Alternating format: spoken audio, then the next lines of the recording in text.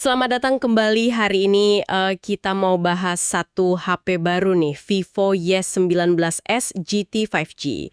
Kita dapat info dari artikel, spek, sama harga terbarunya di Indonesia. Nah, kita mau bantu kamu nimbang-nimbang nih. HP 5G 2 jutaan ini oke nggak sih? Atau ada, ya, sesuatu yang perlu diwaspadai gitu? Oke, langsung aja deh kita bedah. HP ini kan nyoba masuk ke pasar yang rame ya, 5G terjangkau. Kedengarannya sih oke, tapi apa aja sih yang beneran ditawarin? Kita mulai dari yang paling kelihatan dulu deh layarnya. Ukurannya 6,74 inci, tipenya IPS LCD. Resolusinya HD+, 1600 kali 720. Gimana nih menurut Anda soal layar ini? Ya, layar IPS 6,74 inci itu cukup lega ya ukurannya. Cuma itu tadi, resolusinya masih HD+. Jadi kalau kamu bandingin langsung sama yang Full HD, mungkin kerasa sih kurang tajamnya. Apalagi buat nonton atau baca teks kecil-kecil. Ya wajar lah ya, ini kan salah satu cara menekan harga biar tetap di 2 jutaan. Untungnya refresh rate udah 90 Hz.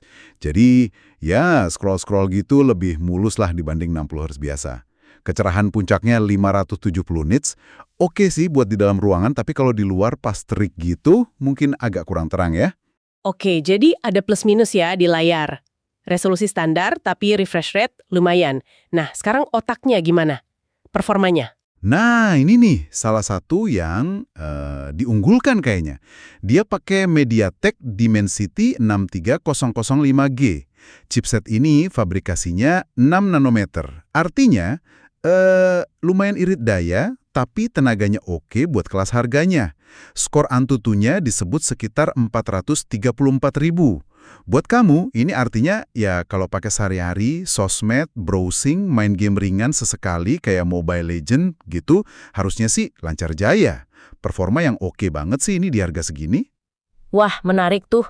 Terus buat dukung performa itu, RAM sama penyimpanannya gimana? Ada pilihan apa aja? Ada 3 nih. RAM 6GB, internal 128GB, terus 8GB 128GB, sama yang paling gede 8GB 256GB. Lumayan fleksibel kan?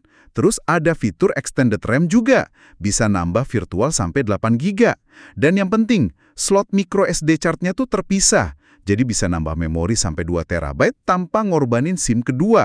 Wah, bagus tuh slot terpisah gitu. Lanjut ke kamera deh, ini kan penting juga. Sensor utamanya 50 MP, oke. Tapi ada sensor kedua 0,08 MP. Ini buat apa ya? Kecil banget angkanya. Iya, yang utama itu 50 MP, bukaannya f1.8. Ini lumayan bagus buat kondisi kurang cahaya, karena bisa nangkep lebih banyak cahaya. Nah, yang 0,08 MP itu, kemungkinan besar sih fungsinya ya gitu-gitu aja. Mungkin buat bantu efek bokeh atau ya sekedar marketing aja. Jadi, ekspektasinya mending fokus ke hasil yang 50 MP-nya aja deh. Ada fitur mode malam sama AI Erase 2.0 juga katanya. Kamera depannya standar aja sih, 5 MP f2.2. Cukuplah buat kelasnya. Oke, jadi andalannya kamera utama 50 MP ya. Sip-sip. Nah, pindah ke baterai. Ini dia nih, 5500 mAh. Gede banget. Pasti awet banget, ini kan seharian. Kapasitas 5.500 mAh emang gede banget ya. Harusnya sih awet ya, apalagi chipsetnya kan 6nm, irit daya. Tapi, ada tapinya nih. Ngecasnya itu loh cuma 15 watt. Pakai USB-C tapi ya 15 watt.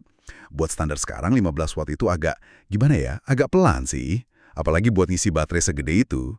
Kompetitor lain ada loh yang udah 25 watt, kayak Samsung A6 itu. Walau mungkin baterai atau fitur lainnya nggak selengkap ini ya. Jadi, kamu perlu mikir nih, siap nggak nunggu agak lama pas ngecas demi baterai super awet? Bener juga ya, pertimbangan penting soal charging. Tapi kayaknya Vivo ngersi bonus di fitur lain nih.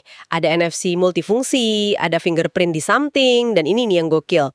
Sertifikasi ketahanan ganda, IP64 sama lolos uji militer MIL STD 810H, plus SJS 5 star. Wah, ini maksudnya gimana buat pengguna awam? Betul, ini nilai plus banget sih. NFC multifungsi ya jelas berguna buat e-money dan kartu akses. Fingerprint di samping juga oke, responsif. Nah, soal tahan bantingnya, IP64 itu artinya dia tahan debu sama cipratan air dari mana aja. Jadi kena gerimis dikit, aman lah. Terus MILSTD 810H itu, ini bukan cuma tulisan doang. Artinya udah diuji tahan jatuh dari ketinggian tertentu, tahan suhu ekstrim, pokoknya kondisi yang nggak bersahabat buat HP biasa. Ditambah sertifikasi SGS 5 star buat verifikasi lagi. Jadi kalau kamu orangnya agak teledor atau kerja di lapangan, butuh HP badak, ini cocok banget. Wah, HP tangguh harga 2 jutaan, jarang-jarang ini. Mantap. Terus software sama konektivitas lainnya? Softwarenya pakai Fantouch OS 15, basisnya Android 15 terbaru, jadi paling update nih. Konektivitas ya lengkap, udah 5G pastinya, Bluetooth 5.4, Wi-Fi, dan tadi itu, dual nano SIM plus slot micro SD terpisah. Udah komplit lah. Lengkap banget ya fiturnya. Nah, yang terakhir dan paling ditunggu, harganya berapa nih? Oke, harga resmi per 14 Juli 2025 ya. Varian 6 128GB itu Rp1.999.000. Pas banget di bawah 2 juta. Terus yang 8 128GB itu Rp2.199.000. Nah, yang paling tinggi 8 256GB harganya Rp2.399.000. Oh ya, ada promo juga tuh, potongan Rp50.000 kalau beli di e-store resmi Vivo. Lumayan lah ya. Oke, jadi kalau kita simpulkan nih ya, kelebihannya jelas di performa Dimensity 6300-nya buat harga segitu, baterai jumbo banget, fitur komplit, ada NFC, terus yang paling nonjol ya tahan bantingnya itu. Tapi ada komprominya juga, layar masih HD+, sama chargingnya yang ya 15 watt itu tadi agak lambat. Tepat. Jadi ini soal prioritas kamu aja.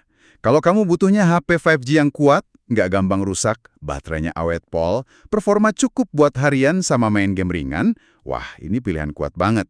Tapi kalau kamu peduli banget sama tajamnya layar buat nonton, atau butuh banget ngecas cepet, ya mungkin perlu lihat-lihat yang lain juga sih. Sip. Jadi, sebelum mutusin, kamu cek dulu promo terbarunya, terus pikirin juga butuh memori segede apa. Varian 8256GB itu menarik loh kalau kamu banyak nyimpen foto, video, atau file. Dan, ya itu tadi, bandingin juga sama pesaingnya, kalau layar atau kecepatan charging jadi hal utama buat kamu. Nah, itulah kira-kira gambaran Vivo Y19s GT 5G ini berdasarkan info yang kita punya saat ini. Ini jadi ninggalin pertanyaan menarik nih buat kamu pikirin. Seberapa penting sih fitur tahan banting, standar militer, sama baterai super gede itu buat pemakaian kamu sehari-hari? Dibandingin sama mungkin ya sedikit ketidaknyamanan karena layar belum Full HD atau harus nunggu lebih lama pas ngecas. Gimana menurut kamu? Keputusannya ya balik lagi ke kamu masing-masing.